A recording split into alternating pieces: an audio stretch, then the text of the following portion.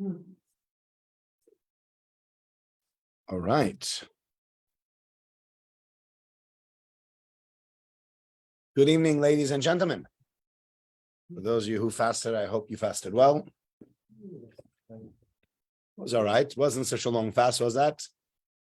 Baruch Hashem. Yeah, you see, I'm here. Yeah. So want to wish good evening to everyone. Good evening to everyone on Zoom. Hi, Adam.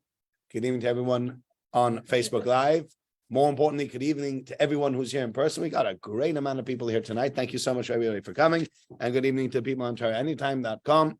Torah Anytime, home of great Torah content. I did send out, by the way, if anybody saw it on the messages for the Rabbi WhatsApp, I sent out a podcast with an interview with the two guys that created TorahAnytime.com. Yeah, it's well worthwhile listening to it. I thought it was very, did you not get it? On the WhatsApp, yeah, you have a look on the WhatsApp on the messages group. So you find on the messages group, pardon? Kol Yaakov, that's right. Two brothers, Kol Yaakov, both, they are Sephardi, Bukharian Jews, Baalei Tshuva, and what they are coming up with, you listen to them, it's just unbelievable. It's really, really unbelievable. So it's a great pleasure to be part of this wonderful platform that spreads Torah all around the world. They have over 1 million listeners a year, and they spread over 12 million hours of Torah a year. That's pretty impressive. I think that's pretty impressive. Now it's a good evening to Clive from the Bahamas. Okay. No, Clive's not in the Bahamas. He always has in the background, you know the Zoom background with the blowing, there's always somebody during Corona, they were sitting there, they're like, why does he get to go away? Why does he get to go to the... Yes. Yes. They're not getting wet. Oh, yeah. I've seen it sometimes in the newscaster. The best is like when you have the newscasters that are just standing there. I've seen it once or twice and you see the worst weather things. It's really wet and rainy outside, and we're going to be going now. And just then a car drives past, goes straight through a puddle, and the guy gets sopping wet. He's like, well, I said it was wet out. And I've seen it once or twice where the guy's like talking and somebody else was running and ran straight in. He was too busy like focusing on his running, ran straight into the guy that's doing the weather. So I'm happy I'm here. I'm in the dry. I'm in the warm. We're great. Okay. Parasha Vayechi. This is the final Parasha of Sefer Bereshis, the biggest and longest Sefer of the Torah. And probably one of the most exciting Sfarim in the Torah. Afterwards, it starts to get a little bit more technical. But here you have all sorts of stories, and there's lots of great lessons to be learned from Parashat Vayechi. We're going to see how many of these lessons we'll be able to go through. But let's start with the following. Vayechi Yaakov Eretz Yisrael, page 268 in the beginning of the Parasha, chapter 47, verse 28, Mem Zayin Chofres. Vayechi Yaakov Eretz Yisrael Shvas Reishona.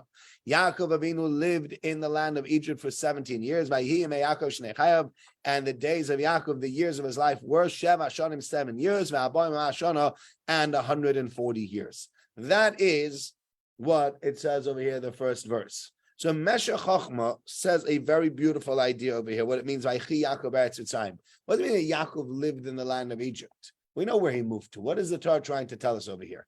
And here Meshech Chochma says a beautiful idea, and I think an idea that should really ring home for all of us. And that's the following. Some people live for themselves only. I don't know if you've met people like that. They literally, everything's about them, their little house, their salary, their well-being, their feelings, and they literally trot over everybody else. They don't care about anybody else. That's just how they live. That's the kind of people that we have, right? Then you have other types of people that might live not only for themselves, but they live for their family. So you got this guy lives for his wife, or this woman lives for her husband, partner, children, etc., etc. But that's where it ends. Anybody outside that circle, outside that sphere of influence, couldn't care less. Some people actually even live for the people in their shul. So you have different people in the shul, and they're willing to give to them, and they're willing to go visit somebody if they're unwell, and they're willing to give charity to somebody if they need help, and they're going to make a phone call if it's necessary, and they'll be willing to help out with different events in the shul, but it's their community. If somebody comes to them and says, you know what, there's something going on in Steen Court. Steen Court's got his own members. I need to help other people in Steen Court. Let them ask their own people. Yeah? Some people even live for the whole town.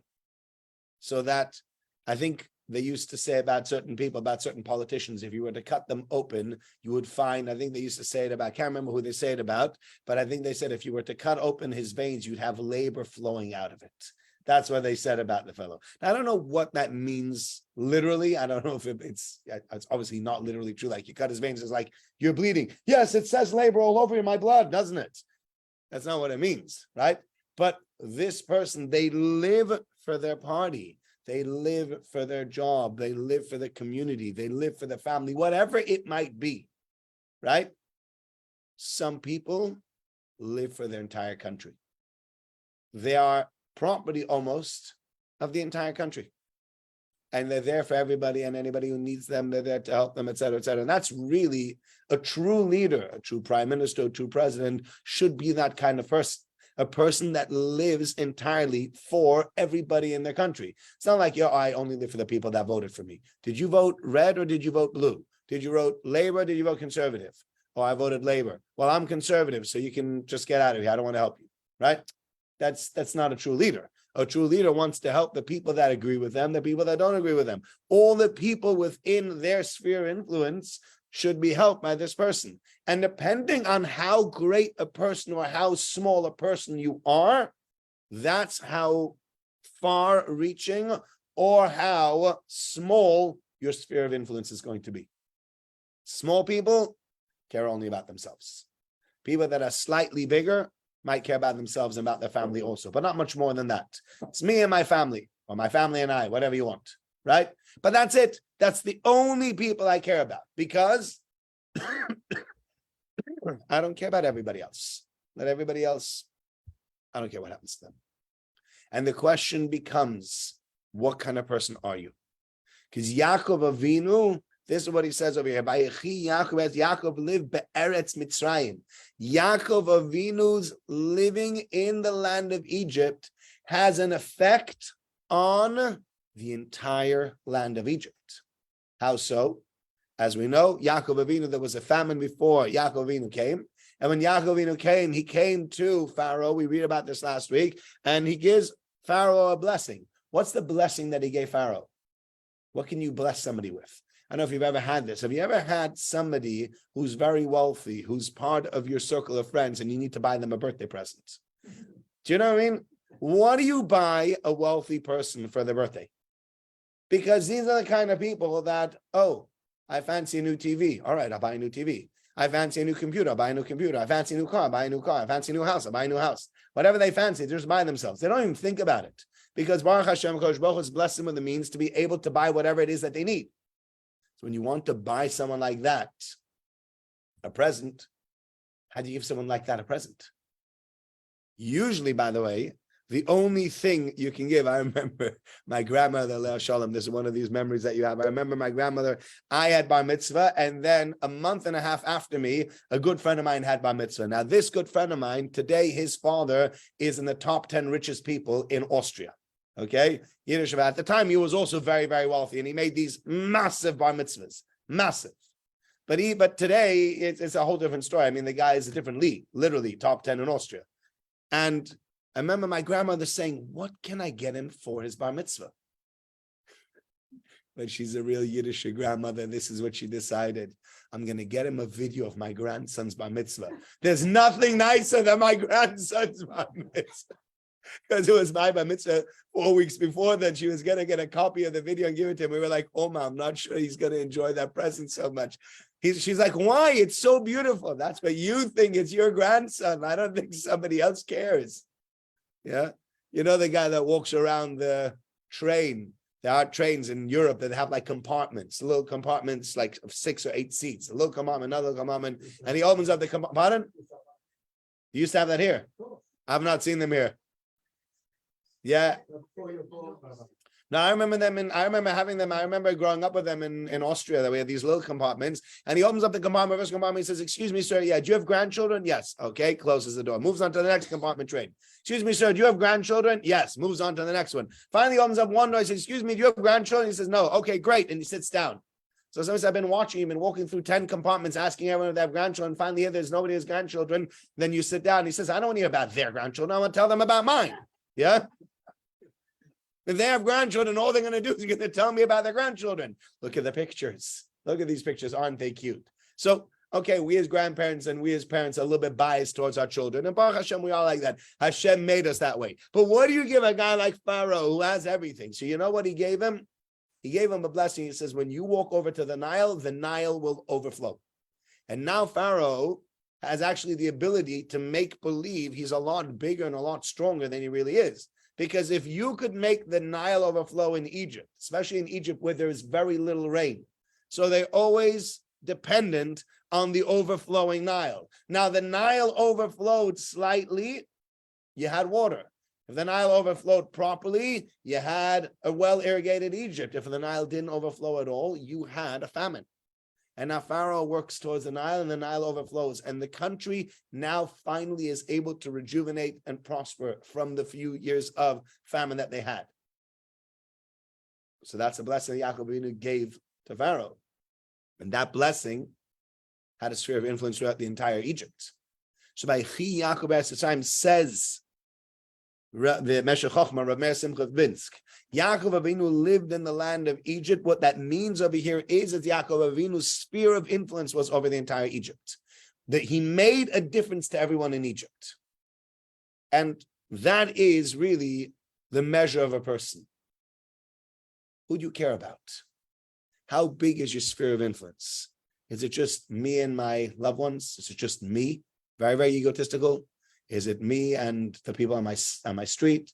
Is it me and my shul? What is it? So it depends.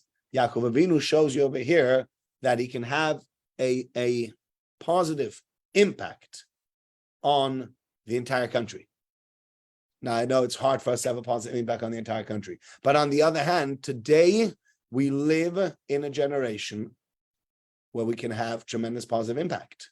Somebody just recently, there's somebody that I deal with that makes these videos, and he's asked me to come on one of these videos where he does questions and answers. We've done it already once. I'm doing it together with Rabbi Goodman, who's given shiurim over here previously. And one of the questions he said in his set of questions that he sent me, he says, you know what? Lots of people denigrate today's younger generation. They say, today's younger generation, all sorts of issues, and there's lots to speak about that. He says, but today's generation also has its positives. So what are the positives of today's generation, and what leadership qualities will they bring with them to become tomorrow's leaders, right? Because as much as we think, oh, today's generation, they're rubbish, or they're no good, or whatever else you're going to say, whether you like it or not, in 5-10 years' time, these people are going to be leading the world. So what do they bring with them? And whilst there are many issues, what they do bring with them is the fact that they have a much greater sphere of influence than any of us ever had in our life. Today, you can have little kids that sit in their bedroom and make videos of themselves playing video games or talking about football or whatever else it might be, and they are watched by millions of people around the world. Never before has it been possible for an individual to have a greater sphere of influence as in this generation. It's crazy. It really is crazy. And then people become, as they're called nowadays, influencers. That's literally what they're called. Somebody who's got a large social media following becomes termed nowadays as an influencer. Why? Because he says something or she says something, and they have tens of thousands, hundreds of thousands, maybe millions of people listening to every word that they have to say. And they say something small and everybody goes, wow, look what they said. Look what they said. That's brilliant. That's genius. That's so enlightening. They might have copied that straight out of a book.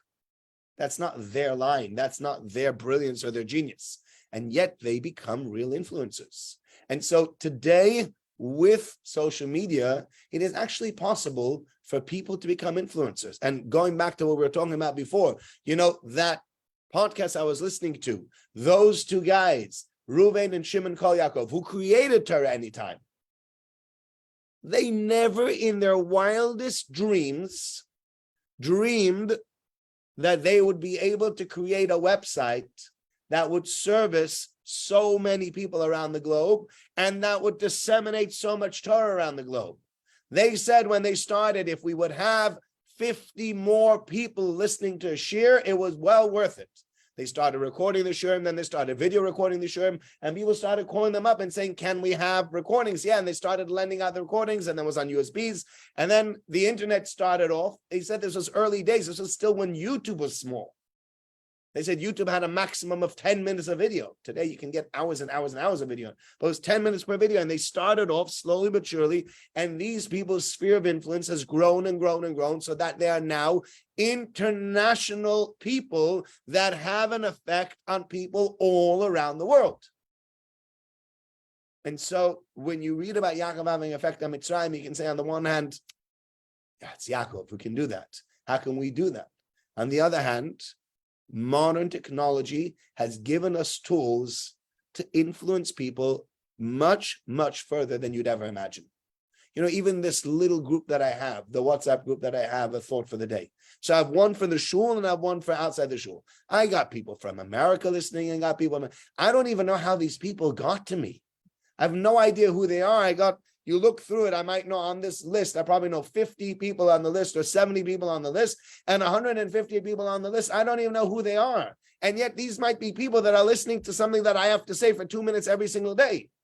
And they're going on, they might be telling other people, or they might be sending it out to other people. And I'm like, what? So I sit in my office at the Shore Breeze and I record a 2 minutes voice note on my tablet, and that can go out to 5 or 10 different countries like that. That's unbelievable. That's the wonder of modern technology. And that's what this pasuk is telling us. You can have an influence on a very, very large amount of people.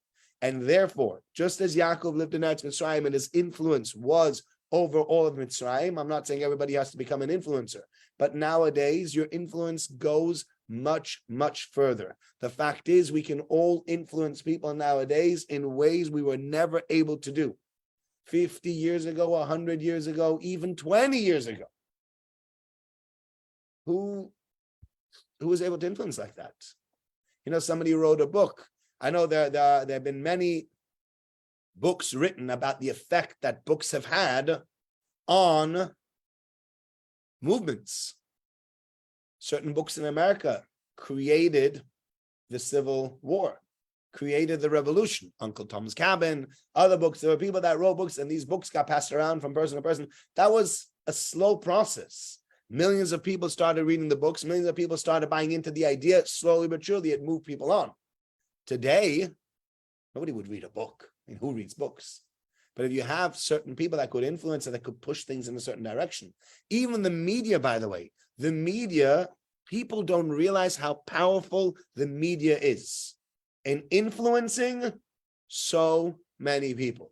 And so when the media has their own bias, whether it's an anti-Israel bias, whether it's a secularist bias, whether it's an atheist slant, whatever you want to take it, we don't realize that when we watch the media, we are affected, and hundreds of thousands of people are affected on a day-to-day basis by listening to what the media has to say and some of the lies that they propagate. So that things today have become wholly acceptable because the media has made them wholly acceptable. How come certain things that were morally abominable 50 years are some of the most celebrated things today? So we're crazy. Either things are abominable or they're to be celebrated. So what's wrong with us? The answer is that the people out there that have a sphere of influence that can go and make a difference and can change the opinions of millions of people. And that's exactly what's happening. And that's how it's happened always. And therefore, we have to realize our sphere of influence is greater than we think. It's greater than we can imagine. And we need to be careful with it to use it correctly. But also we need to be wise enough to realize that actually we have a lot more influence than we ever imagined. Okay, so that's the first idea I wanted to share with you. Okay, idea number 2. And I think that's done. It's like media can be weaponized and used for evil. Absolutely. It is being weaponized and is being used all the time. Media is weaponized and being used all the time for evil. Lots of people are doing it. And we're not only talking about in dictator states, we're talking even in democratic states. Media has been used for evil. Media has been used to push out all sorts of things. Absolutely. So we continue on chapter 48. In chapter 48, Yosef now gets told that his father is sick, and he brings his two children with him, Menashe and Ephraim. And Yaakov hears that Yosef is coming. He sits up, and then Yaakov says to him, it's page 270, verse 5, Memches Hey, Ve'ato shnei banecha, now your two sons, hanoyladim lecha be'eretz Mitzrayim, born to you in the land of Egypt, ad boye elecha, before I've come to you, Mitzrayim to Egypt, liheim, they will be for me. Ephraim and Menashe, these two boys, Ephraim and Menashe, kir Ruvain v'Shimon yirli, they will be to me like Ruvain and Shimon. That's what he says. However, any other children you have after them will just be part of their children, will be part of these tribes of Ephraim and Menashe. So we see over here, there seems to be that Yaakov is giving preferential treatment to Yosef. And the big question to be asked over here is as follows. Didn't we do this preferential treatment already once? And didn't that preferential treatment get us into a lot of trouble? It sure did. So now that we have this preferential treatment that's gotten us into so much trouble, Yaakov Avinu calls in Yosef. He says, bring your two boys. And what's he giving to the two boys? A special blessing that he did not give to all the other Shvatim, to all the other tribes. So what's going on over here? The other tribes, Reuven would be like, what about my kid? Your kids are fine. They're lovely. Shimon, what about my kids? They're lovely. Yosef, come here. Come here. I want to bless your kids. Feels terrible, right? It's horrible when a parent seems to favor one child over another. And it's very devastating for the children to think, even if it's not true, but even just to think that their parent is favoring their sibling over them, boy, girl, whatever it might be. It's very hard. It's very, very difficult. Kids feel unfair, they feel hard done by, etc., etc. And now, after this whole story, Yaakov Avinu calls in Yosef. He says, bring me your two boys. And he's giving those two boys the same blessing that he giving them an extra blessing. So what is going on over here? That is the question that Rabbi Yaakov Kamenetsky wants to deal with in this week's Seder. And Rabbi Yaakov Kamenetsky actually says a beautiful idea. He adds another question over here. He says, when we get to the two children, who does he put first? Let's read the verse again. Ve'ata now, shnei banecha, your two children, hanoyladim lecha, that were born to you be'eretz Mitzrayim, in the land of Egypt. Abaye lecha Mitzrayim, until I came to you to the land of Egypt. Liheim, there for me. Who are those two children? Ephraim and Menashe will be to me like Reuven and Shimon. Now, which one of the two was the older one? Menashe was the older one, not Ephraim.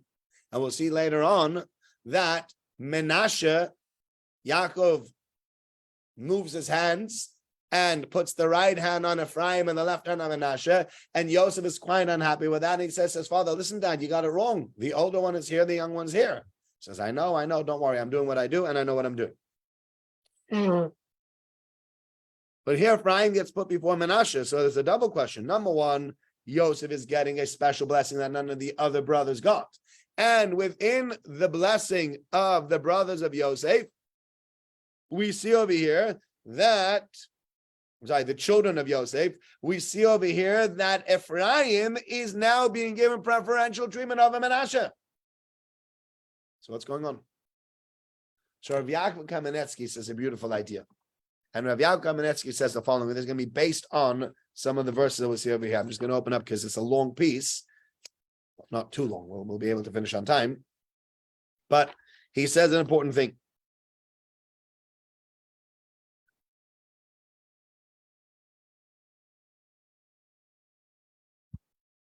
Yaakov Avinu says that all of my children grew up in a certain environment.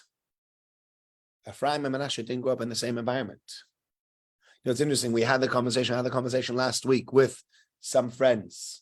And one of the amazing questions that comes up again and again about the whole story about Yosef and Yaakov is the following. Who did Yosef look like? Rashi tells us this in Vayechi. Who did Yosef look like? Yaakov. Ki ben zekunimulo. So Rashi says, Ziv uknov doimenoi, that he looks similar to Yosef. Yosef and Yaakov look the same. Okay? However, Yosef didn't have a beard. It says later on in Parshas Miketz, Yaakov's sons didn't recognize Yosef, but Yosef recognized them. And the reason Rashi says is because Yosef left, he didn't have a beard, and now he did have a beard. Now, let me ask you an honest question, okay? Brian's recently grown a beard. Yeah? Haven't you? It's recent. It's thicker than it used to be. It's thicker than normal, right? Did anybody walk in and go, oh my goodness, there's a new guy in this year. Shalom Aleichem, where are you from? Right? Was anybody like shocked to see Brian here? He's like, we've seen this guy before. He's got a beard. Okay, big deal. So he's got a beard. Like, beard makes you go incognito. I've never seen a guy before without a beard, right? If I shave my beard tomorrow and I came into shul with my beard shaved, would you not recognize me? Do you think you can recognize me?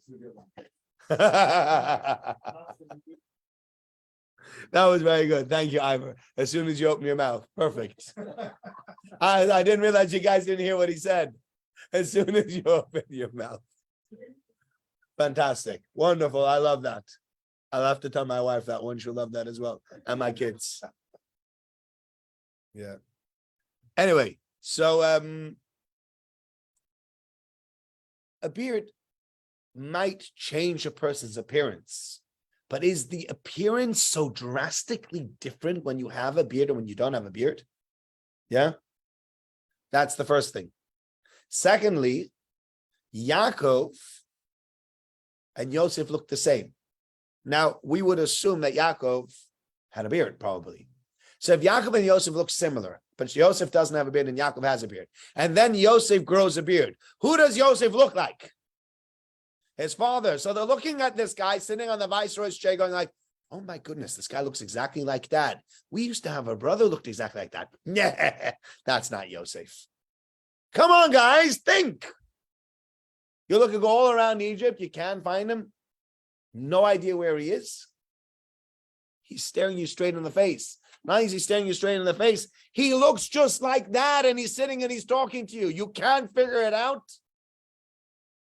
Have you ever heard a guy called Yosef? Because you ever had that conversation with someone when you think somebody looks really similar? Like, and it's really embarrassing when you I once did that, like, you related to Yaakov Cohen? Like, you look just like him. He goes, I am Yaakov Cohen. Like, oh, yeah. It's like one of those very embarrassing ones. Like, I've not seen you in 10 years, but you look just like him. That's because I'm him, right? I had one about me and my sister because we look similar. And someone said, is that your girlfriend?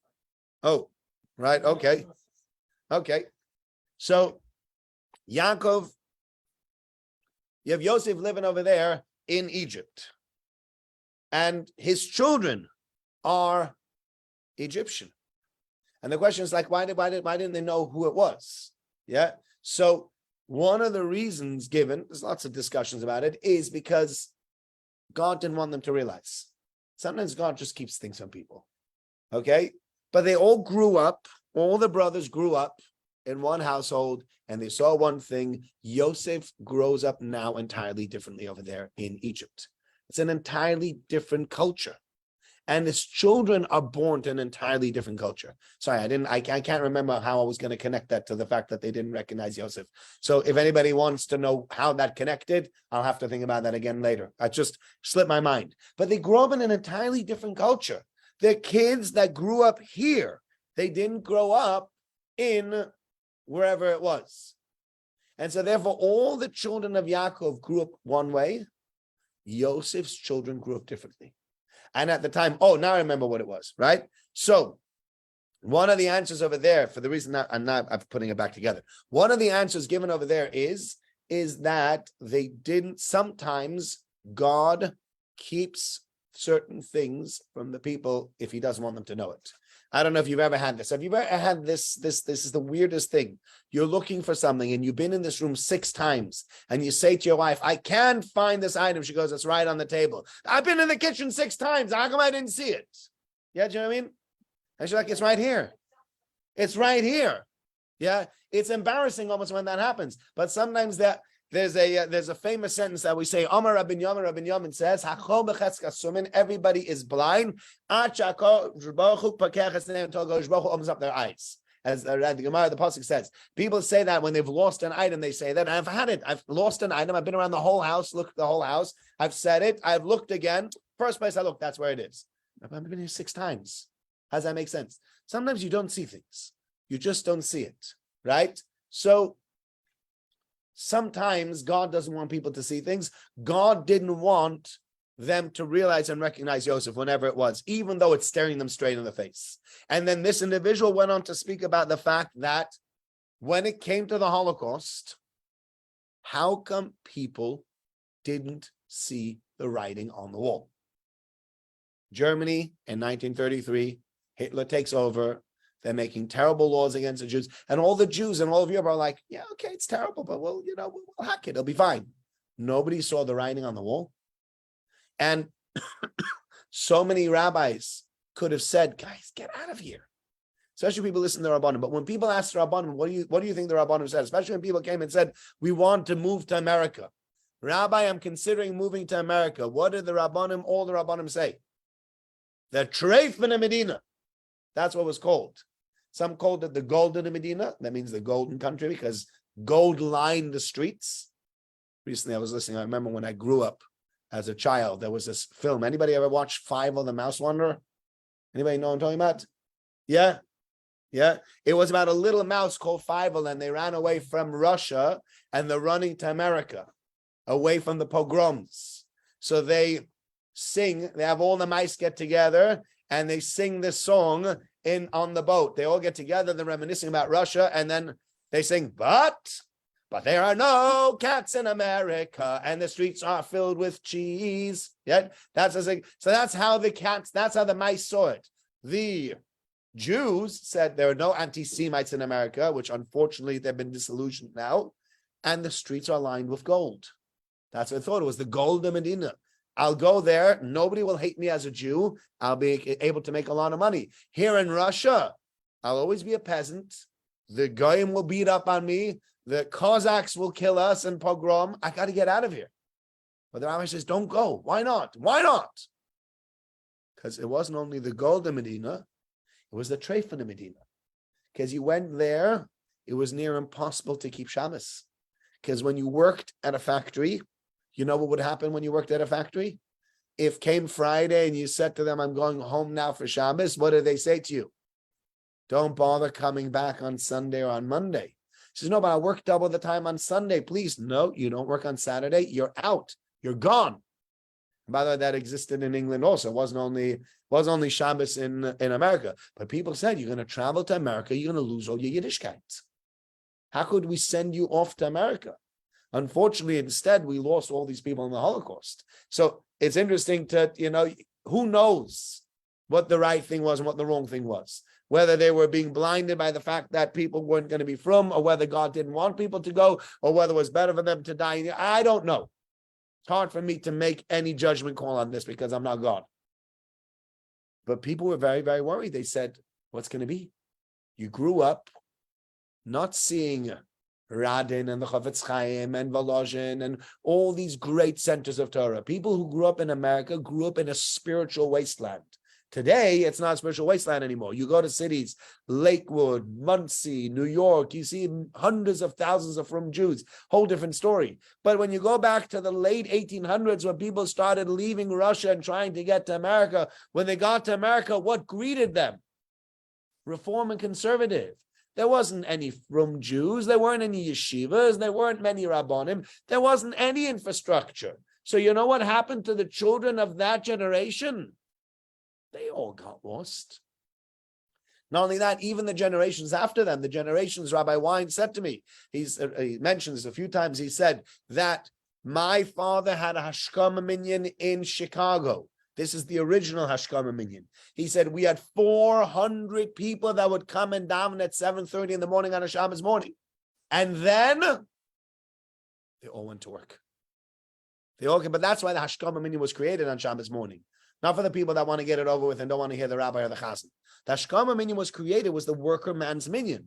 It was so sad that you had people that still wanted to daven on Shabbos morning and then knew they would go straight from there on the tram, on the trolley, wherever they went to the place of work and do an entire day's worth of work.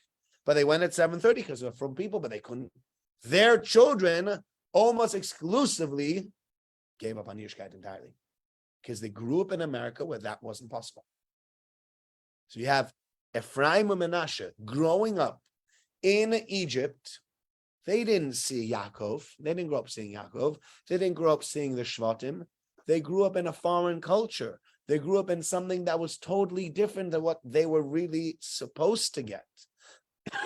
And Yaakov Avinu says to himself, I need to give Ephraim and Menashe a special blessing that they can retain their Judaism, even though they grew up in such a foreign culture. And everybody else realized that as well. Even the brothers realized that, right? You know, sometimes you have families that have a whole bunch of children, and then they have a special needs child. And that special needs child sometimes gets a lot of extra attention. But the children understand that the child with the special needs gets more attention. Why? Because the parents love that child more? No, it doesn't mean that they love their other children any less.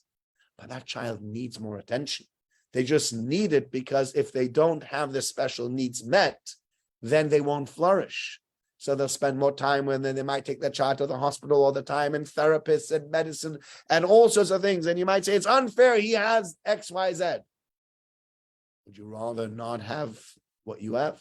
Would you rather have special needs and get extra toys? Yeah. I know we were recently talking about, my daughters were saying that they have friends that go to a special weekend for girls. What is in this instance is girls, because it's friends of my daughters. Special organization in America called Lynx that creates a special weekend for girls that have lost parents. And it's a beautiful thing. They get together and then they make it beautiful for them, et cetera, et cetera. And, you know, and my daughters were saying, oh, it sounds like such fun. And I said to my daughters, you got to pay a very heavy price to go on that weekend. It's not worth your while, right? It isn't, because the price is too heavy. Who wants to lose a parent just to be able to go on a wonderful weekend? Chas v'sholom, a million times over. Yeah. Sometimes people need special help.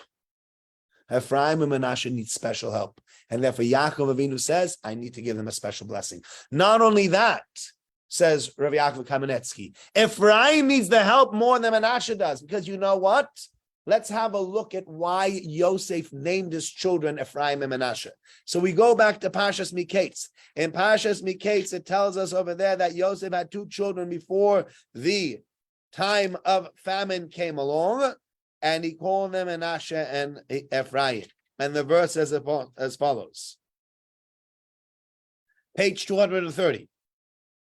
Verse 50. Parak Mem Aleph Pasuk Nun. Ula Yosef Yulat Shnei Vanim. Yosef had two sons before the years of famine. Asher Osnas, which were born to him by Osnas, Bas Potiphar Kohen, the daughter of Potiphar, the king, the Kohen, the priest of On. Vayikra Yosef. Yosef called the Shem Abachar Menashe. He called the name of the firstborn Menashe. Ki nashani Elokim es kol amali ve'esko beis avi. Because God has made me forget my hardships in my father's household. But Menashe, you know what you say about Menashe? Menashe still has a connection back to Yaakov. Because when they say to him, why you call Menashe? It's because I'm called Menashe because my father mentions the fact that he got kicked out of his homeland and had to move over here. There's still that connection back to the original, to the Al Tehim. However, Pasuk Nun Beis. Veis Shem Hasheni Ko Ephraim. The second one is called Ephraim. Why? Ki Ifrani Elokim Be'eretz Onyi. God has made me fruitful in the land of my suffering.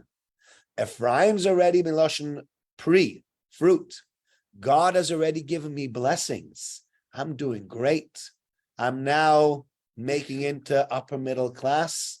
I've even done better than that. I'm now a leader in the land of Egypt. I become part of the high society.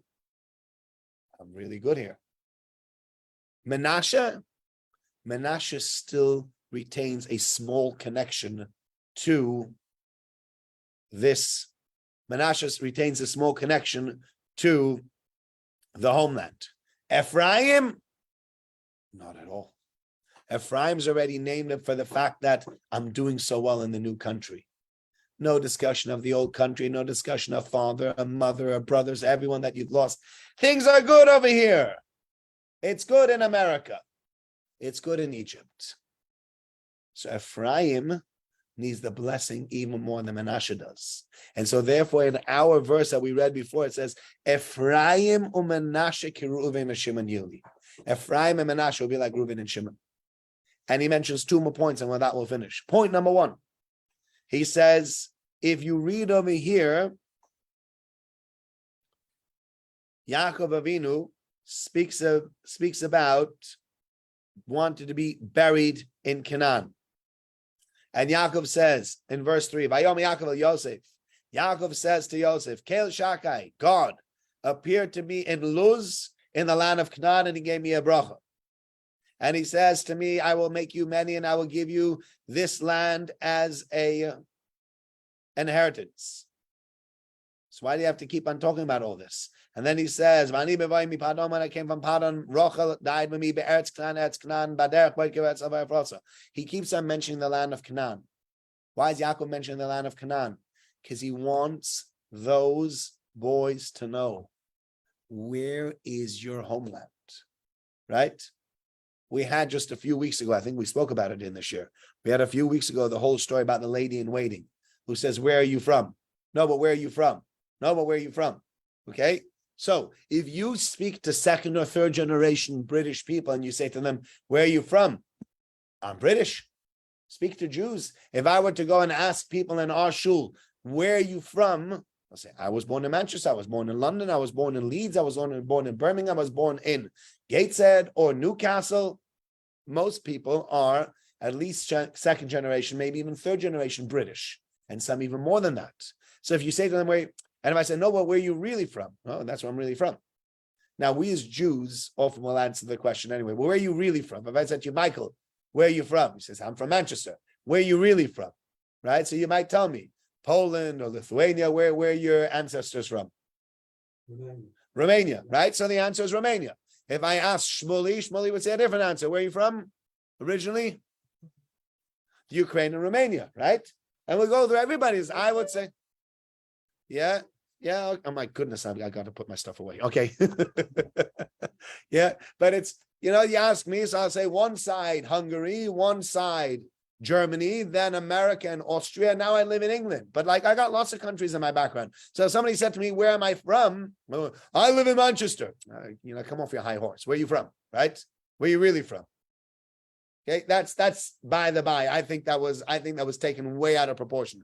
I think whoever this lady in waiting was, she shouldn't have pushed the point so hard. But I think whoever's answering the question, you don't look like Queen Victoria. You can give the answer where your answers are from, because that's the question. Where am I from? My ancestors are from wherever it might be on the African continent. I now live in London. Thank you for your answer. I'm not saying you're not British. Why can't you answer this stupid question? That's very frustrating.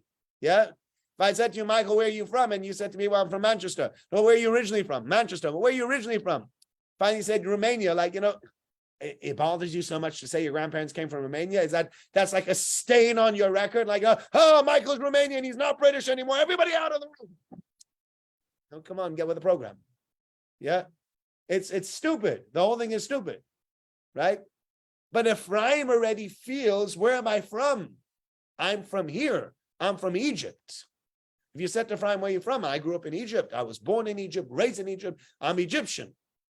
Yosef wants to say, you're not Egyptian. Where are you from? You're from the land of Canaan. Never forget your roots. Never forget who you are. If you forget your roots, you're stuck. You're lost. So many of us have forgotten our roots. So many of our nation have forgotten their roots, which is why they've become. So you say to them, who are you? I'm British first. In Germany, if you ask people, there was this whole question of dual loyalty. Are you a Jew first and a German second? Or are you German first and Jew second? Yeah, who are you? It's a good question. And then he continues. Rav Yaakov Kamenetsky says, there's a famous story about the people of Ephraim. Ephraim had descendants that left Egypt early. He says, why is it the children of Ephraim that left Egypt early? He says, you know why? Think back to the Holocaust. Who took the antisemitism of the Holocaust the worst? Do you know who took it worst? The more assimilated you were into your host culture, the more insulted you were by the anti-Semitism. If you were from Jew who lived in the ghetto, who always knew that you were hated, and now suddenly all of Europe turned against you and says, we want to kill you, be like, yeah, okay, what's new?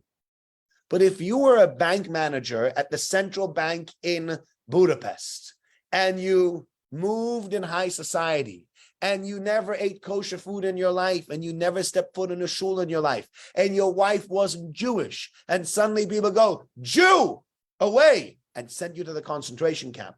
That Jew, that was really hard. That was a big hit. Because now suddenly you're like, I'm one of you. I'm Hungarian. I'm German. I'm Austrian. I'm French. And they're like, no, you're a Jew. I'm not. I was born in France. My father was born in France. I've lived here all my life. I'm not Jewish. There's nothing Jewish about me. I don't keep this religion. I'm not part of these people. Straight to the concentration camps. These people came to the camps. They were broken souls because everything they believed that they had worked for and that they had built up was snuffed out in a second. And sometimes even their own neighbors and their own spouses and their own bosses and their own employees ratted them out and sent them to the concentration camp. And I thought you were my friend. And I thought we used to get together. And don't you remember I got you your promotion? And don't you remember I helped you? And I lent you money, et cetera, et cetera. And now you've done this. Look, you got a nicer flat than we do. We want your flat. It's been Aryanized. You get out of here. That's what happened. That was tough. Ephraim, who grows up in Egypt thinking he's a local, is the first one to try to get out of Egypt. Because the more you see yourself as one of the local people, the more when people don't accept you, you take it personally. And the more you realize you're a guest, the less it disturbs you. Which is why, by the way, this is a side point. I think there are lots of very frum people that, when anti-Semitic things happen over here in the UK, they'll never report it because they're like, yeah, okay, you know what? Unfortunately, there are anti-Semitic incidents that happened. It's not okay, and we'll protect ourselves. But to run to the police and say, hey, they're not treating us nicely. Yeah, get with the program. This is not your country. We live here. We prosper here. It's wonderful. But in the end of the day, God forbid, a million times over, at one point or another, things could change. Things could turn, and people would be like, what are you doing here, all you Jews? You think you own this place? You just prance around like the thing belongs to you and everything, all these properties belong to you and all these houses and these fancy cars, and you go past different shuls and it looks like a car shop. It literally looks like a car dealership. Mercedes, BMW, 71, 72 plate, 70 plate, 69, everything. People are like, they get very jealous.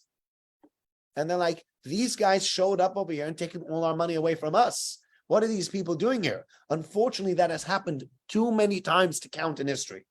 And so therefore, if the more you fight anti-Semitism to say, I actually belong here, the more disappointed and the more you believe you belong here, the more every anti-Semitic act that happens in this country shakes you to the core.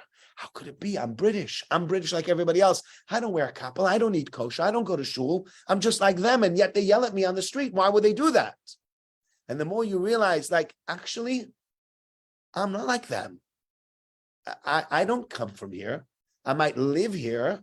But they say, where are you originally from? Hungary. What? Hungary is where I come from? Well, go back and back and back. Originally, Israel. All of us. That's where we belong. When you see yourself there, then when somebody insults you here, you say, yes, it makes sense. I'm not a local. I'm a foreigner. The more you believe I belong here, the more disappointed you'll be.